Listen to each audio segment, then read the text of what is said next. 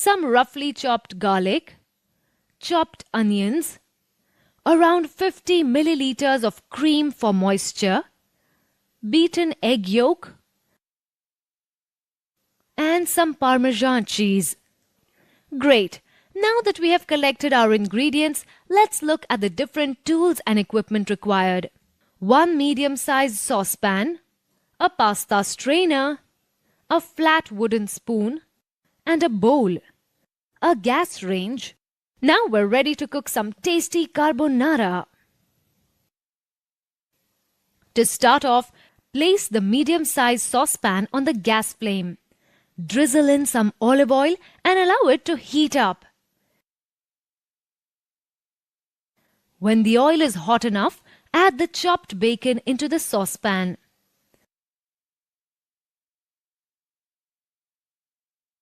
Sauté the bacon bits until they are crisp and they start giving out a beautiful aroma.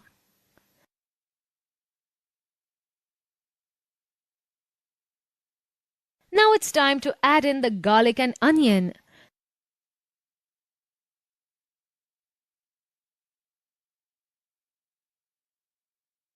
Sauté both in the pan until they are cooked.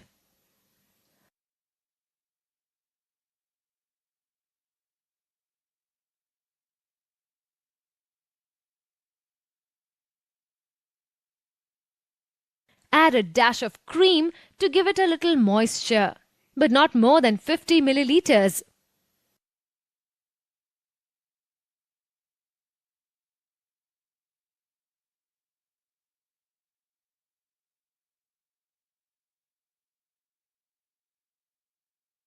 Now we can add the pasta into the saucepan.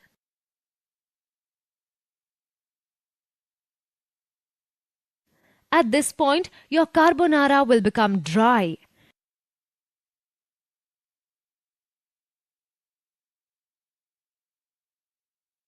And then salt and white pepper.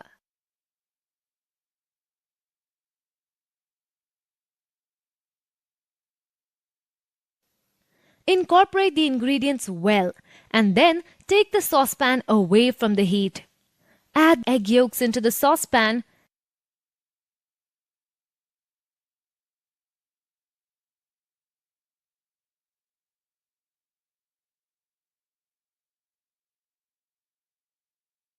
We're almost done. And now for the final touch. Grate some mouth-watering Parmesan cheese on top of the pasta.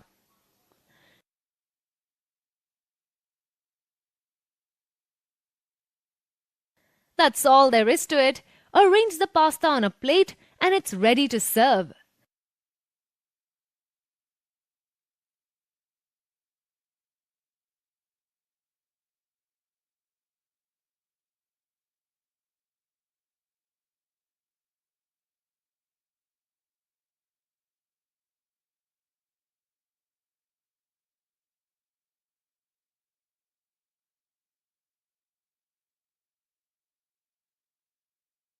It's time for a short recap. Once again, here are the steps to preparing carbonara sauce pasta.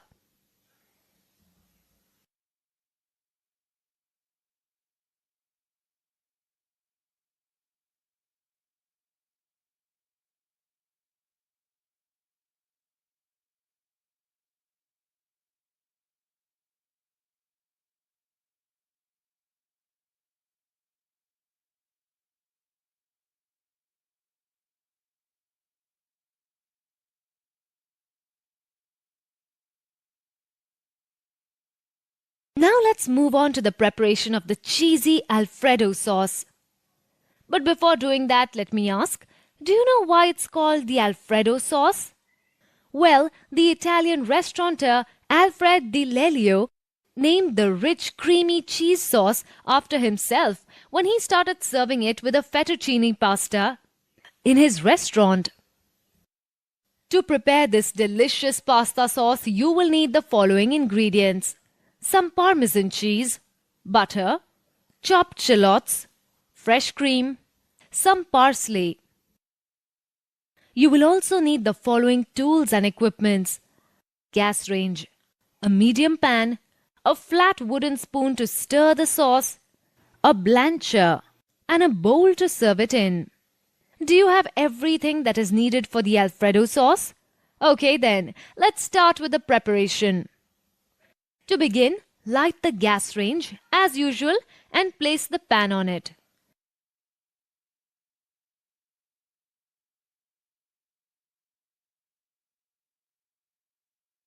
Melt some butter in the pan and saute the chopped shallots till they turn pink.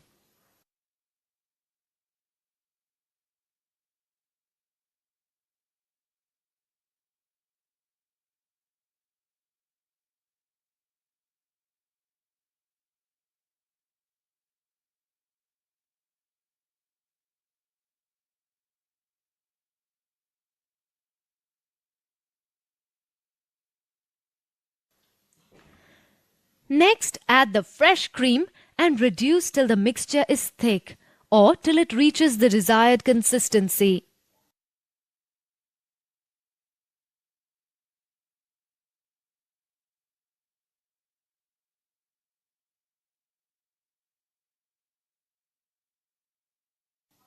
Add salt, pepper,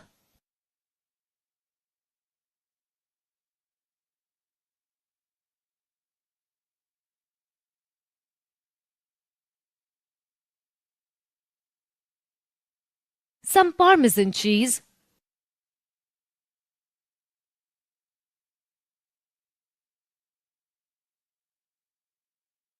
let the sauce thicken some more.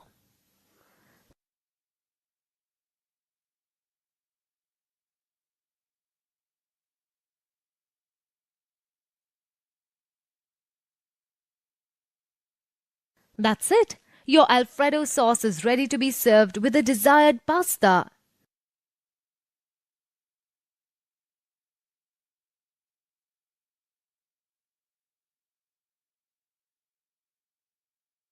Ready to move on? Great. But before that, here's a quick recap of the whole process. Have a look then.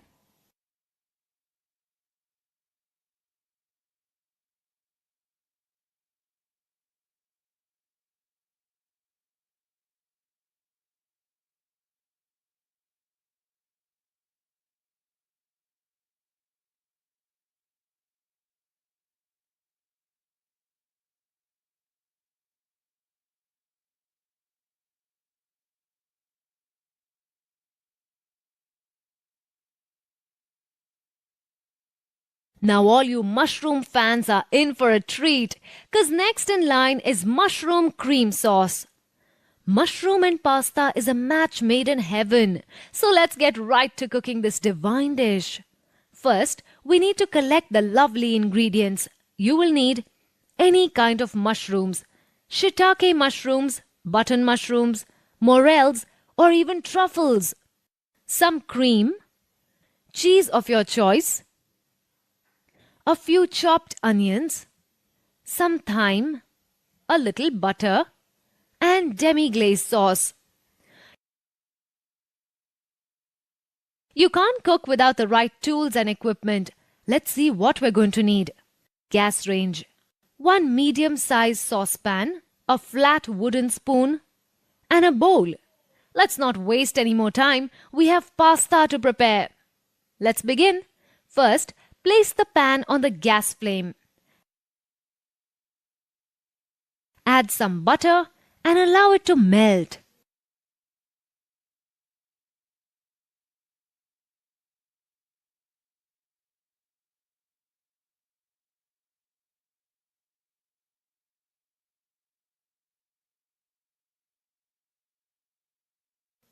Add in the mushrooms and saute them in the pan.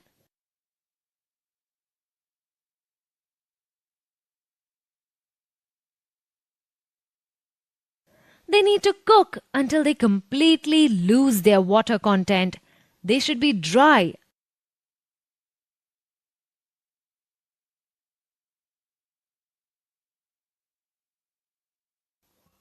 Add in the cream. Now you need to allow the contents of the saucepan to reduce until they are thick.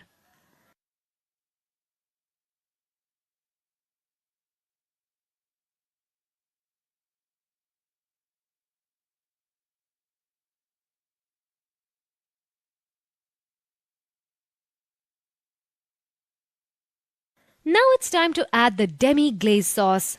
This will help the sauce to thin out.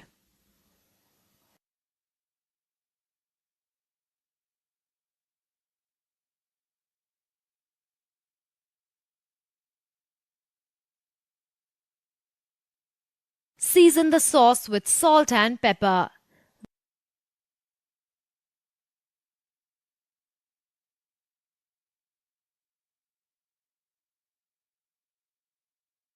Generous amount of grated cheese.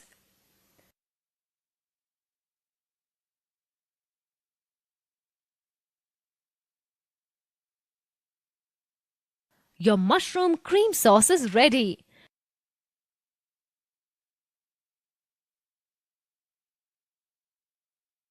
Now you just have to serve it with the pasta of your choice.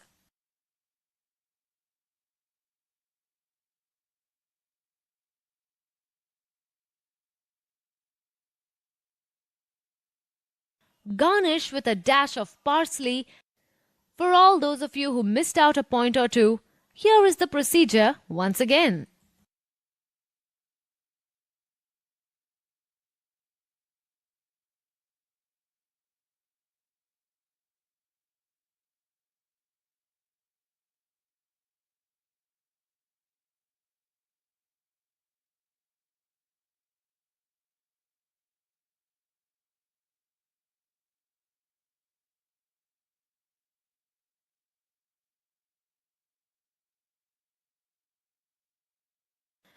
So far, we have seen a lot of thick, rich pasta sauces. All of you must be under the impression that pasta is a very heavy dish. Well then, you'll be happy to know that pesto sauce is fresh and light.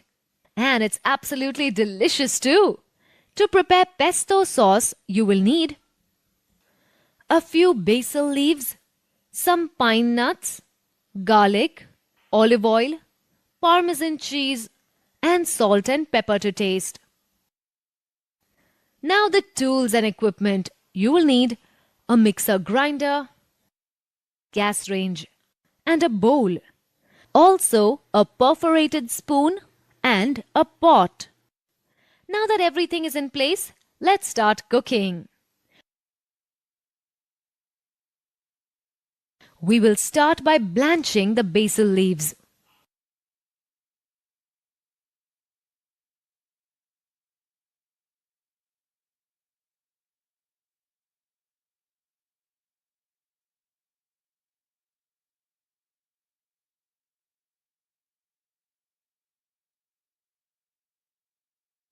Now, place the basil leaves in the mixer grinder. Add all the other ingredients as well.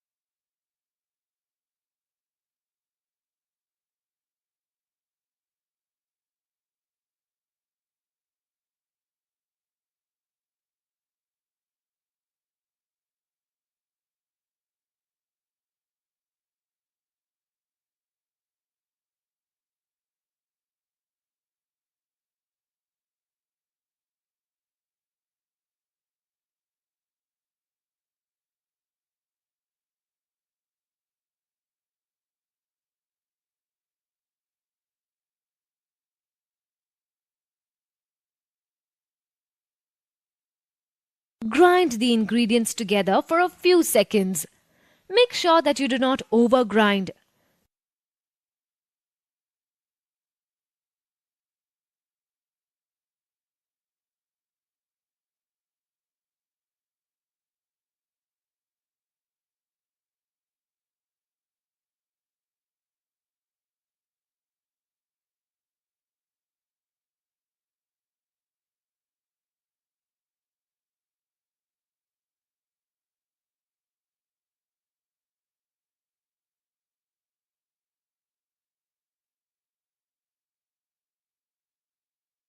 You can serve pesto either hot or cold.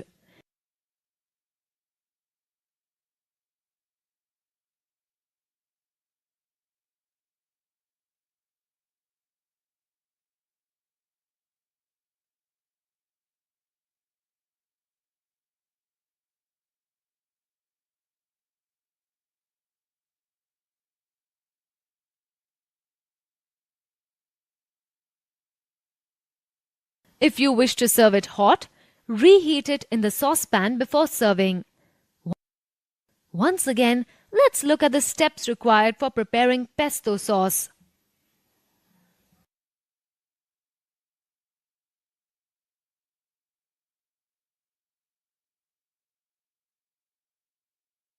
Now let us look how to prepare the pasta. Ready for it? The tools and equipment needed are gas range and a bowl, wooden spoon, a frying pan. Now let us take a look at the ingredients needed. Pasta, pesto sauce, basil leaves.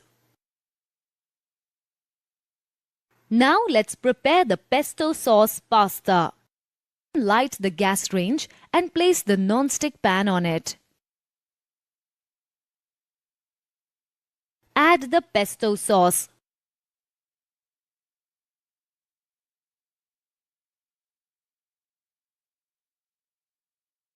Stir the pesto sauce.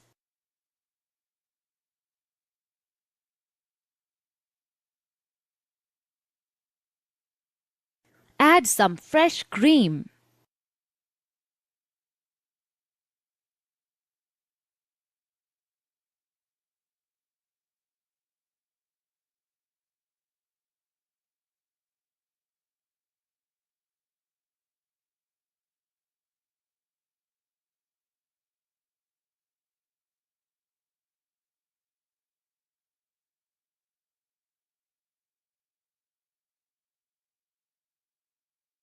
Add the cooked pasta comes to a boil.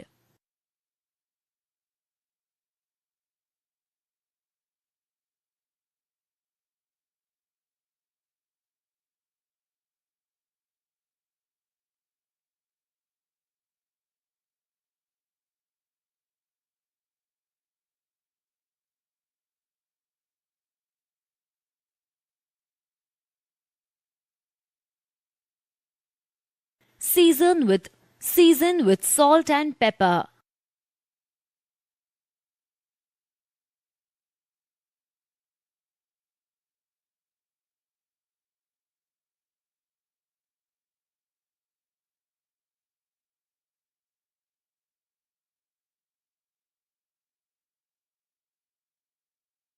Garnish with basil leaves.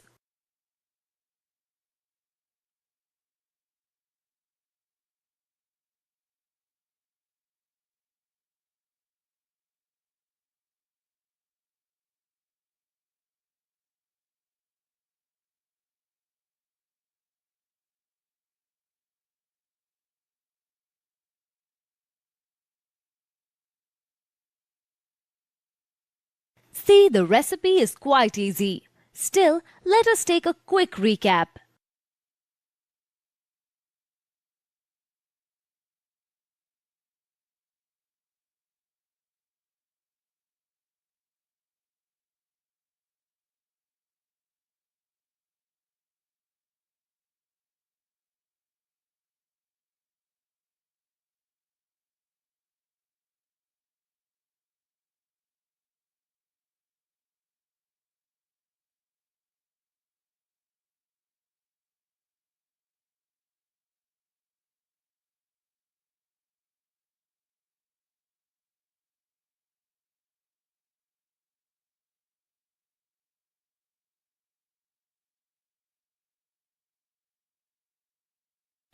Phew! We did a lot of cooking and learning today. And I'm sure that you loved learning about pasta and its various delicious sauces. But can you remember each and everything that you saw today? No? I don't blame you. Let's go over what we learnt one by one. Pasta is a dish native to the country of Italy. it varies greatly from region to region. Even though durum wheat semolina is usually used to make pasta, many other cereals and grains can also be used. Different colors can be imparted to the pasta by using a natural coloring ingredient like spinach, beetroot, and squid ink. Pasta comes in various shapes and sizes as well. Not only does the shape and size of pasta differ, the final taste of the dish also differs due to the variety of sauces used to garnish it with. All the sauces have different bases, ingredients, and herbs that give them a unique taste. We also learnt about the most common types of pasta used in restaurants. They are farfalle, a bow tie shaped pasta, fusilli, corkscrew shaped pasta, spaghetti, noodle shaped pasta, cannelloni, 3 inches long cylindrical tubes, ravioli, stuffed disc-shaped pasta, macaroni, thin 1-inch long tubes with slight curve in the middle. Tomato-based pasta sauces were then introduced. These were concasse, pulp of tomato without seeds or skin, arrabbiata, concasse spiced up with red chili flakes and extra garlic, napoletana, tomato sauce pepped up with bay leaf, oregano, thyme, and crushed peppercorns, bolognese, tomato puree, tomato sauce, and beef mince. Then we learned to prepare the famous cheesy Alfredo sauce, which contains both Parmesan and cheddar cheese. Mushroom sauce is another cheese and cream-based sauce, button mushrooms preferred. Pesto is a simple green sauce made using cheese, pine nuts, and basil leaves, among other things. Working in a professional kitchen is very stressful. There are no two ways about it. But what makes all the difference is your attitude. Let's see what Kabir can do to adopt the right attitude. These are good clean cuts, Kabir. Very good work. You have improved a lot in the last few months. Thank you, Chef. I've been very lucky to have help and encouragement from everyone. That's the spirit. Lesson 1 is to be humble. Whether you are peeling potatoes or cooking for a very important guest, your job is equally valuable. In a kitchen, no job is big or small. You must do whatever job you are assigned to happily. Hey Kabir, we're heading out. Isn't your shift over? Yeah. Almost done. Just want to clean up my station before leaving. Oh, okay. See you guys.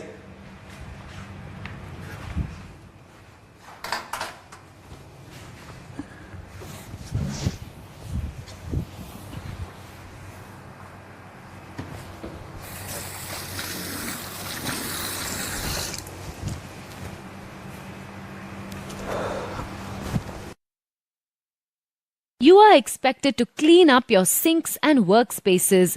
Even if the head chef asks you to pick up a mop and clean something, you must. Oh, Jayesh, can you hold food at the counter for a minute or two? I need to clean this up and also sanitize my hands. Sure, but come quickly though.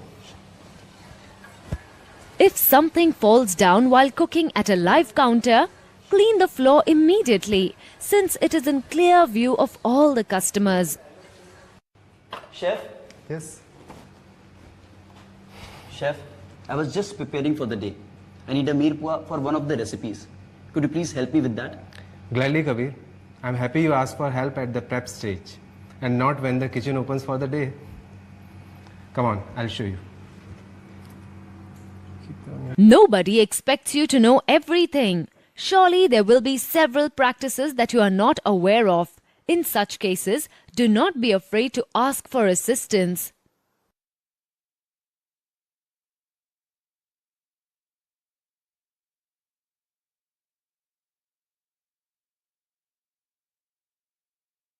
Hey Sheetal, you look like you could take a break from this caramel. I have just taken a break. Let me stir it. You can go and have water or chai. Thank you, Kabir. I really need the break. I haven't even had my lunch today. Thank you, Kabir. In a kitchen, it's all about joint efforts. Especially when it comes to dealing with peak hour demands, you will have to put in extra efforts.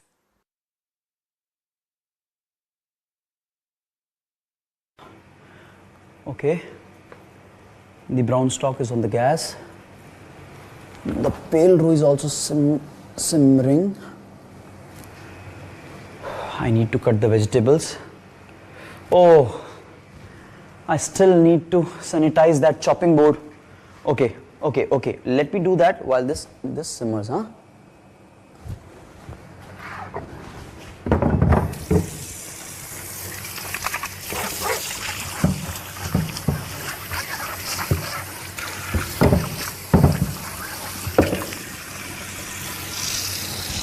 Oh no, the brown stock. It's ruined. Chef will be angry. So angry.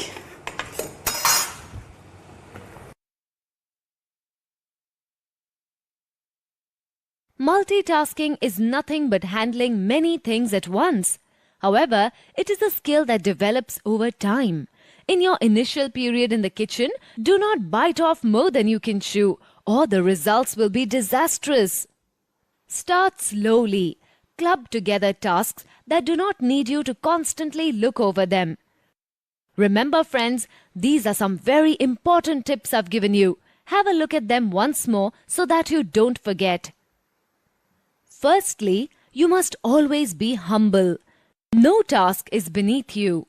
Secondly, be clean. A messy workspace will just make you less efficient. Don't be afraid to ask for help, especially when you don't know what you're doing. It's better to be safe than sorry. Next, cooperate with your colleagues. You'd be surprised at the wonders you can do together. And lastly, multitask. Make sure you use each second of your time well. However, please ensure that you do not overburden yourself. Now let's go back and have a closer look at what actually happened there. Aha! Did you see what our waiter and chefs did here? He did not ask the guest specifically what kind of sauce she wanted with pasta. The steward did not give a KOT, kitchen order ticket, to the chef. In turn, the chef did not confirm the order with the steward, which resulted in a wrong order, an unsatisfied guest. Always accept orders by KOT and never ever verbally. When she mentioned it, the waiter tried to pass it off as a mistake on her part. These kinds of mistakes are completely unacceptable in a restaurant as they are very avoidable. I'm sure that you will never want to repeat such mistakes in future. So, let's learn the basics of good communication skills. Let's start with interdepartmental communication. You should always convey the instructions given to you in the briefing at the start of the shift to the chefs in the next shift.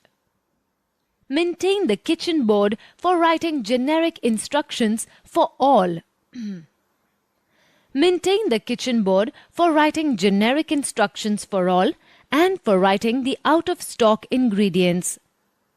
Keep a track of requirements of any special guests like heart patients, diabetics, and such. Be careful in conveying and receiving the orders and requirements of guests. Be clear about all the conditions and special requests.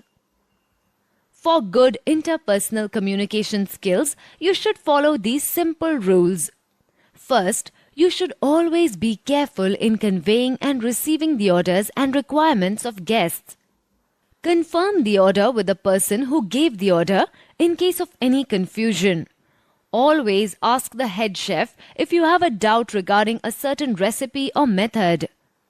Be very clear in understanding of the instructions. Do not make assumptions about the order or the recipe. When talking to the guests or conveying a message, always be polite. Do not be inconsiderate of guests' demands. Armed with these tips and tricks, you shouldn't have any problems with communication. In case you missed any tips, here they are again. Before you test your skills and knowledge in this area, here's a quick summary of the entire module. First, let's talk about basics of communication. Communication can be verbal or non-verbal. Non-verbal communication can further be divided up into written communication, sign language, and body language. Apart from this, communication in kitchen can be classified into two types: interpersonal communication and interdepartmental. In order to avoid any gaps in communication and understanding, all you need to do is follow a simple set of rules. Have a look. Let's go back to that scene and see how the junior chef could have handled the situation better. Hi. I'd like to have pasta in red sauce and vegetable salad with yogurt dressing. Oh, I'm sorry, ma'am. We don't have vegetable salad with the yogurt dressing. Okay, but I'm sure you can arrange for one serving with yogurt dressing. I'm sorry, ma'am. We don't have vegetable salad with the yogurt dressing as of now, but maybe you can try vegetable salad with vinaigrette dressing. No thanks. I don't want to try whatever dressings you have. I want the one with yogurt dressing only, okay? Ma'am, if you don't mind, if I may suggest, our Mediterranean salad is the most popular accompaniment with pasta. No thanks. I don't want any of your suggestions, okay? I know what I want to eat, so bring what I've asked for. Ma'am, as I told you before, it's not possible for us. It's not in the menu, so... How dare you refuse to serve me? Don't you know who I am? Is this the kind of customer service you guys offer? Call your manager. I'll complain to him about this. Ma'am, I understand your problem. If you can wait for a little bit, I will call my senior chef and he will attend you in a while. Thank you.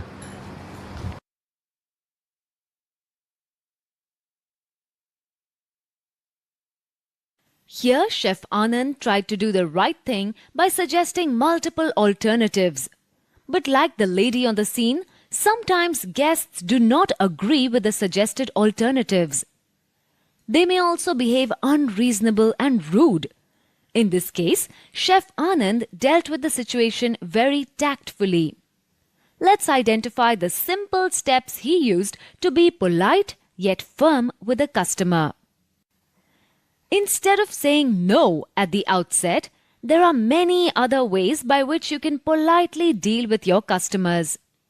Here are some of the generic guidelines to follow in such situations. When customers ask for a customized dish or anything that is against restaurant policy, you should always try to offer a substitute instead of refusing them directly. Never make your customers feel disgraced. Even if they are being extremely rude to you, you must swallow your ego and be polite. Remember that the customer is always king. If you feel that the situation is getting out of hand or you aren't able to find a solution, never be rude to the guest. Your seniors have probably experienced such situations several times, so they are the best people to handle the situation. Take their help. You should make your guests feel like you're on their side. Apologize profusely when you are not able to meet their demands. Say things like, "I understand your problem," or "I'm sorry for the trouble." Chef Jash has fainted. We're trying to revive him, but he's severely dehydrated. Jash.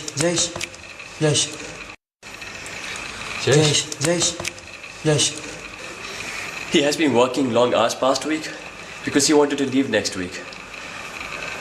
He has been really stressed lately. We always asked him to take care of himself, and he always said he's too busy to do that. And now this. It didn't come as a surprise that he has fainted sooner rather than later. Jash.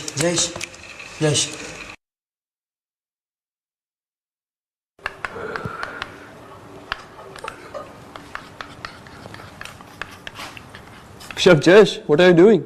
That is not salt. What? You're supposed to put salt in that pulao, not sugar. Sorry, chef. I'm just sleepy today.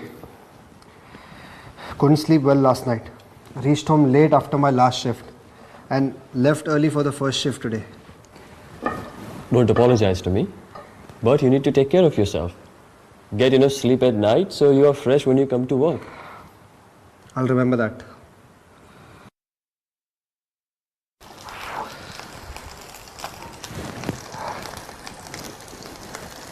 Hey Jayesh, you look exhausted. Here, have some water.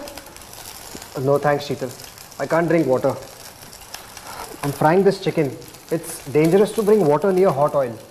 Oh, then come over here and have a sip. You really look very tired. Sorry, Sheetal. I can't leave this chicken unattended.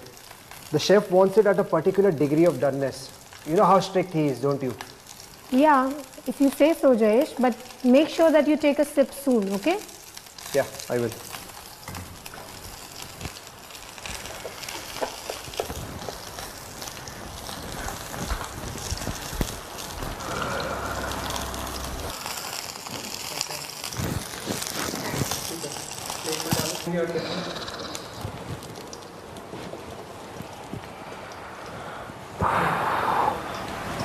Jayesh, there is an urgent pasta order for table number 15. I need you here right now. Coming, sir.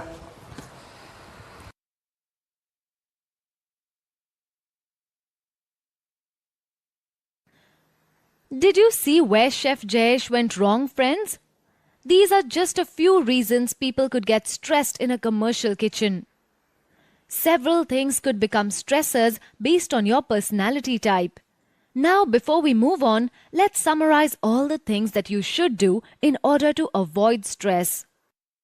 You must always get at least 7 hours of sleep to function properly during the day. Always take small sips of water at regular intervals to stay hydrated while working in the kitchen. Never miss your meals or ignore hunger. This will only lead to weakness and nausea later on. If you take care and follow these few guidelines, you will have a healthy and stress-free work life. While setting up a live counter, there are some important points to keep in mind. Let's go over those before we move on to specific counters. Firstly, always take into consideration the available space. You cannot be too ambitious if the space you have to work in is too small to work in. It should be able to hold all the necessary equipment and ingredients and still look presentable. It's always better to have a themed counter. This helps customers decide what or what not to expect from you. It also streamlines your preparation process and assembly line. There are many themes, the most common of which are rustic, French, Punjabi, dosa, egg, seafood and pasta. Sometimes seafood and pasta can be combined to have a seafood pasta theme. The dish to be prepared decides the ingredients that need to be lined up or arranged on the counter. Relevant tools and equipment need to be placed at the counter for quick use. They should be within reach, but all of them needn't be displayed to the public. Things that are to be used frequently must always be kept handy. For example, salt, pepper, ketchup, and other such items should be handy. Sinks should be preferably nearby, but out of sight. Dustbins should be away from the preparation area, but close enough to be reached quickly. Pots and pans can be hung above the counter. If an item needs to be deep fried and tossed, tossing should be done very carefully so as not to splatter the guest with hot oil.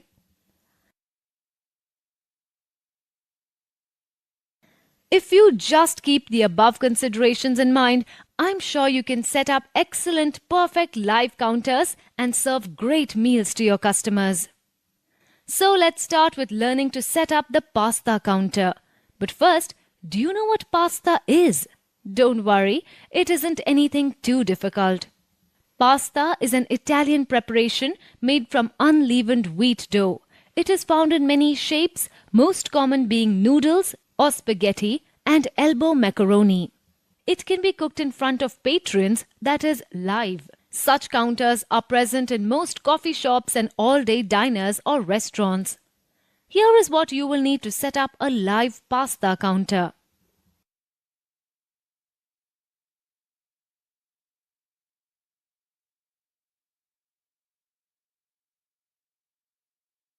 Minimum 2 or 3 types of pasta, for example, fusilli, farfalle, spaghetti, etc. Minimum 2 or 3 white sauces, for example, tomato-based sauce, white sauce, or bolognese. Depending upon what the chef chooses, you can have more than 6 types of toppings and add-ons. The most common ones include dices of capsicum, florets of cauliflower, baby corns, and corn kernels, pieces of chicken, lamb, or seafood. You should also have certain props pertaining to the cuisine that your counter is about. For example, you can have fish bowls full of raw pasta of different shapes, for aesthetic as well as practical reasons. At least 3 non-stick pans are mandatory. Adequate ladles and spoons, a blancher to blanch the vegetables and pasta, a gas range to cook on. Some cuisine-related condiments, which in this case would include oregano, chili flakes, parmesan cheese, Gouda cheese, salt, pepper, etc.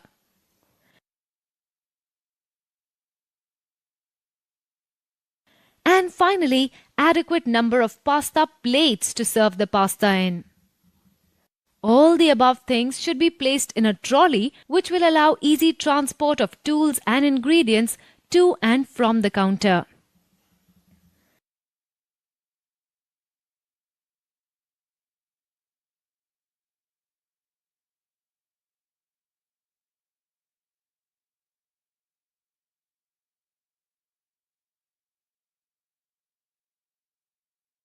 The counter should be cleared of any and all of the above tools and ingredients after the facility has been closed.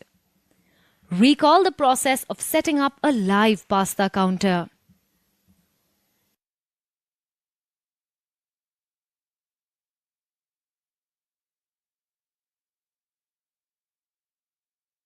Let us now move on to the counters dealing with live egg cookery. Since eggs are items that can be cooked in a very short time, egg counters are fairly popular. These can be found in almost all coffee shops and all-day diners or restaurants. To set up an egg counter, you will need a gas range to cook on, a non-stick pan, a saucepan, a wooden ladle, a perforated spoon, some condiments like salt, pepper, parmesan cheese, etc. to add that added flavor to the dish. Adequate number of beaten eggs.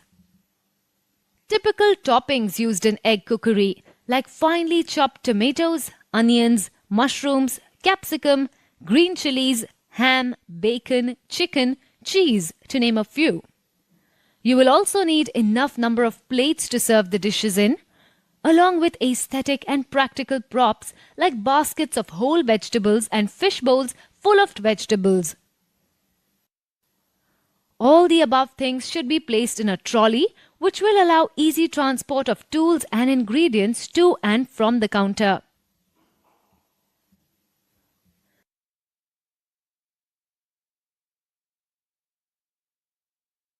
The counter should be cleared of any and all of the above tools and ingredients after the facility has been closed. Take a look at the things to remember when setting up an egg counter.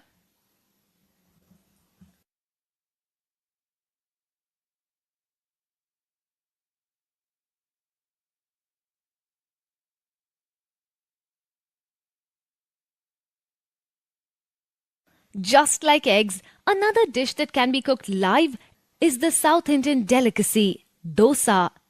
Dosa is made from fermented rice batter and is very easy and quick to cook. It can be served with either chutney or the traditional South Indian stew called sambar, or both. To set up a live dosa counter, you will need a gas range to cook on, a hot plate or griddle, a flat steel spatula to flip the dosas, typical condiments like oil, salt, pepper, gunpowder, toppings like chopped onions, tomatoes, green chilies, coriander, eggs, tomato and coconut chutneys, adequate batter in bowls, enough number of plates to serve the dosas. You will also require props like banana stem, coconut leaves, vegetables, mustard seeds arranged in a bowl for practical and aesthetic purposes.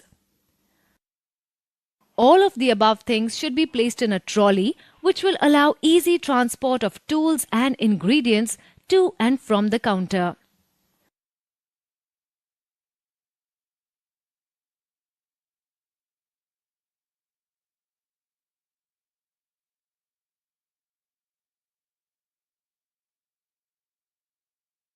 The counter should be cleared of any and all the above tools and ingredients after the facility has been closed. Here's a quick recap of what goes into setting up a live dosa counter.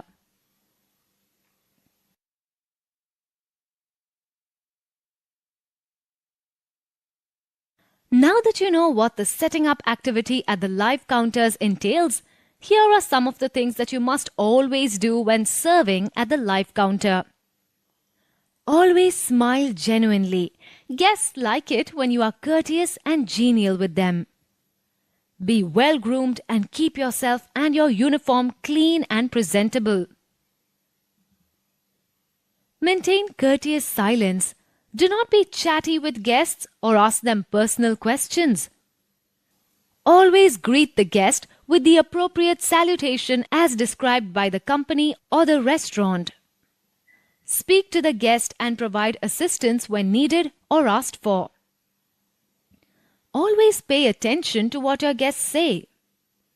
Maintain the temperature of the food as required. Do not let the food enter the danger zone, as that can be hazardous to your customers' health. Always keep your work area neat and tidy.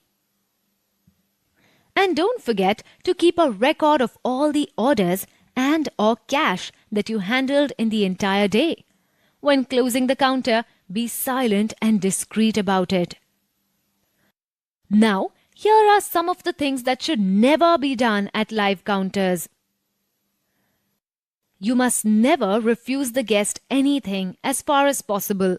If something is outside of your capacity or capability, seek the assistance of seniors. Never raise your voice when speaking to the guest.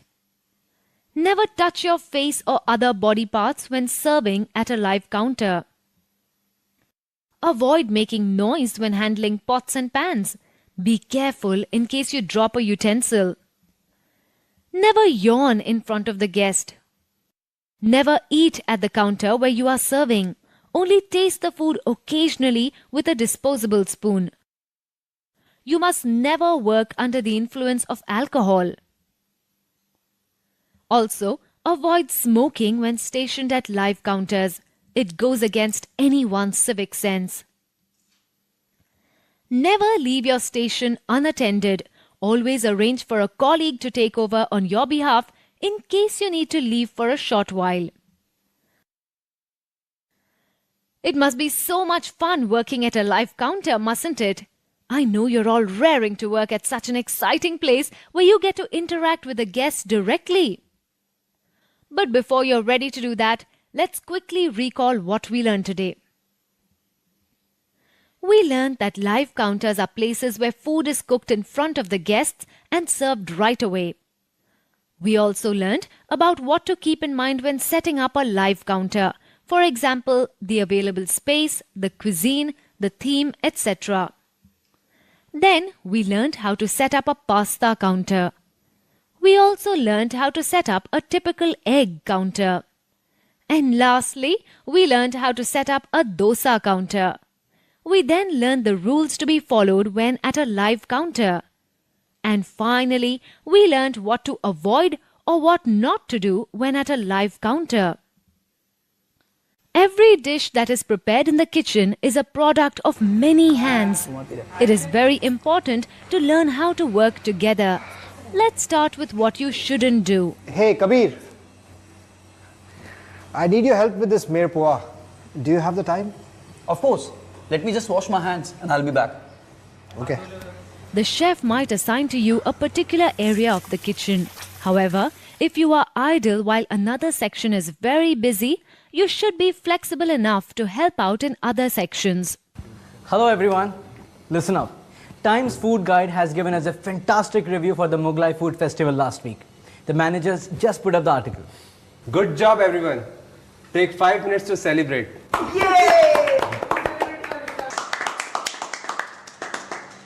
Every restaurant aims to please its guests. When it is successful in this, the guests lavish their praises upon it. In such cases, do not simply take all the credit.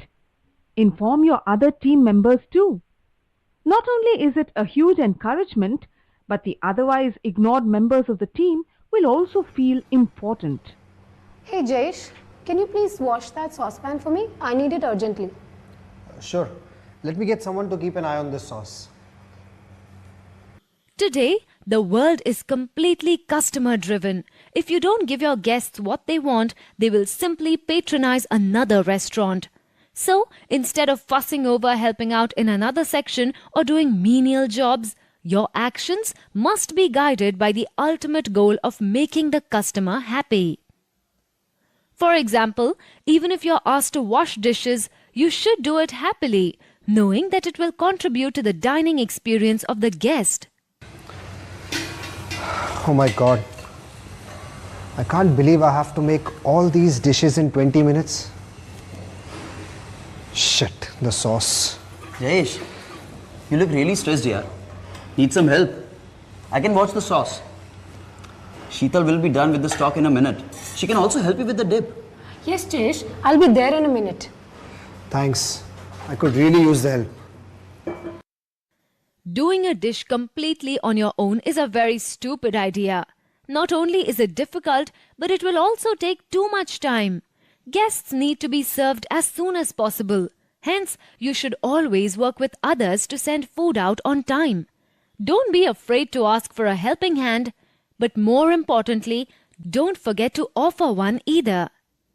Now that I've mentioned all the don'ts, let's summarize all the different things that you should not do. Firstly, don't be rigid or stubborn. Next, don't be selfish. You should accept praise graciously and humbly and repeat it to your team members. Thirdly, do not get caught up with small things. And finally, under no circumstances should you work on your own. Use all the available help in order to complete the dish as efficiently as possible. Now that we have spoken about what you should not do, let us see what you can do in order to improve the efficiency of the kitchen. Communication is very important in a kitchen.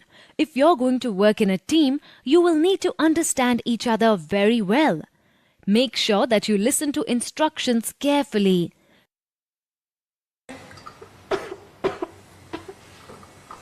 Hey, you look very ill. Why don't you take the rest of the day off? I'll check on your shift so that there are no issues in the kitchen. Thanks, Kabir. That will be wonderful. Let me just explain what was assigned to me. This thing that I was doing. Okay. So, Occasionally, members of your team might be sick or delayed due to emergencies. The hospitality industry is very labor sensitive. You must be willing to put in extra hours to cover their absence. Hey everyone. We have recently had a slightly negative review about the buffet breakfast spread. The review said it was too boring. So we will need to rethink our approach. Chef, I have an idea. What if we introduce fusion style dosas at light dosa counter? or we can vary the themes of the breakfast every day. Like continental on Monday, Indian on Tuesday, American on Wednesday and such. Good. They are both great ideas. Let's discuss this some more. And someone please make the notes. Take the papers. In any workplace, problems are bound to crop up. However, in the chaos of the kitchen, there is very little opportunity to take up these problems. Hence, you must always bring up problems for discussion during briefings. Remember, you are a part of a bigger team and your main purpose is to deliver excellent food and service to your guests. This includes working efficiently and cleanly. Everything that you must do in the kitchen should be done while keeping the customer in mind. One more time, here are the important tips for teamwork. A good team needs to have good communication, ask questions, respond loudly, and do everything to make sure that you communicate effectively. In a team, when one member is hurt, the others fill the gap. The same concept applies in the kitchen. Next, you need to discuss problems. Since it is impossible to do so during service hours, take time out during briefing sessions to bring up points of concern. Last, but certainly not the least, is to keep in mind the ultimate goal, pleasing the customer. So, after this lesson on teamwork, I hope you've picked up a few points. Let's look at the do's and don'ts once again. Do. Be communicative. Fill in for others. Discuss problems. Keep in mind the ultimate goal. Don't. Be rigid. Be selfish. Get caught up with small things. Work alone. Ajit, क्या तुम बीमार हो? अगर नहीं, तो तुम आशा करूं कि शेफ क्या? अपनी बात पूरी करो जयेश। मैं जानता हूं कि मुझे जयेश को ऐसी स्थिति में नहीं देखना चाहिए। और अजीत, यह मत सोचना कि मैंने तुम्हें छींकते हुए नहीं देखा है। तुम्हें उस काउंटर को नए आइटम्स के साथ फिर से तैयार करना होगा। और जाकर शीशे में अपना चेहरा देखो। मुझे खेद है शेफ, आज मैं जल्दी में था क्योंकि मुझे यहां पहुंचना था। इस तरह से आने के लिए कोई बहाना मत बनाओ। अगर तुम्हारे रहने और कपड़े पहनने के तरीके से यदि केवल तुम पर फर्क पड़ता तो मैं जाने भी देता, पर रेस्टोरेंट के मामले में ऐसा नहीं चलेगा। मेरे पास तुम्हें समझने का समय नहीं है, पर हम इस पर बातचीत करेंगे। जयेश, कृपया किसी को वहां काउंटर साफ करने के लिए कहो और अजीत को स्वयं को साफ करने में मदद करो। दोस्तों, शेफ की प्रतिक्रिया के आधार पर आप देख सकते हैं कि मेहमान नवाजी के व्यवसाय में व्यक्तिगत स्वच्छता बहुत महत्वपूर्ण होती है। आइए मैं बताती हूँ क्यों। रेस्तरां व्यवसाय लोगों पर आधारित होता है, इसलिए एक कुक या शेफ की व्यक्तिगत स्वच्छता का असर सीधे सीधे ग्राहक की सेहत पर पड़ता है। व्यक्तिगत स्वच्छता फूड पॉइजनिंग और भोजन से जुड़ी बीमारियों को दूर रखने के लिए बहुत महत्वपूर्ण है। बहुत सी संक्रमित बीमारियां भोज्य पदार्थों से फैलती हैं। बैक्टीरिया और अन्य जीवाणु भोज्य पदार्थों में उचित तापमान और समय के साथ अपना संयोजन एक आरामदायक घर बना लेते हैं।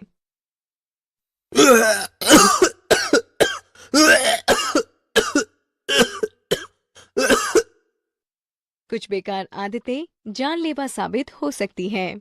आइए देखें कि अजीत ने ऐसा क्या किया था जो कि रसोई के लिए बिल्कुल उपयुक्त नहीं था।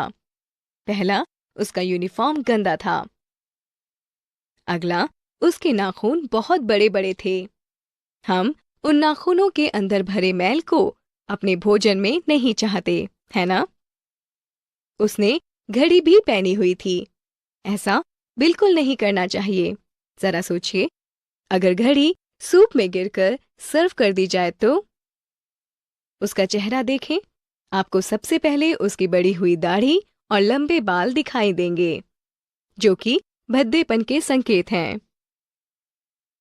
इस स्तर की व्यक्तिगत स्वच्छता को किसी भी रसोई में बर्दाश्त नहीं किया जाएगा। तो आपको क्या करना चाहिए? इसका जवाब आसान है। बस अपनी व्यक्तिगत स्वच्छता को बनाए रखने के लिए कुछ आसान आदतें डालें। आइए देखते हैं। रसोई के लिए बिल्कुल अनुपयोगी। 1. गंदा यूनिफॉर्म। 2. बड़े हुए नाखून। 3. घड़ी पहनना। 4. दाढ़ी और लंबे बाल।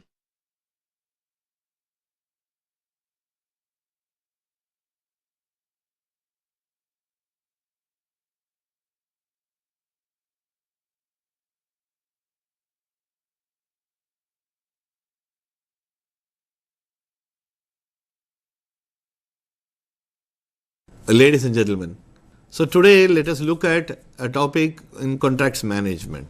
One of the more famous mechanism is called arbitration. That's an alternative dispute resolution mechanism. Further, when you speak about a dispute and a dispute resolution, it's important to know what is a dispute. A dispute is a claim which the other party refuses to accept.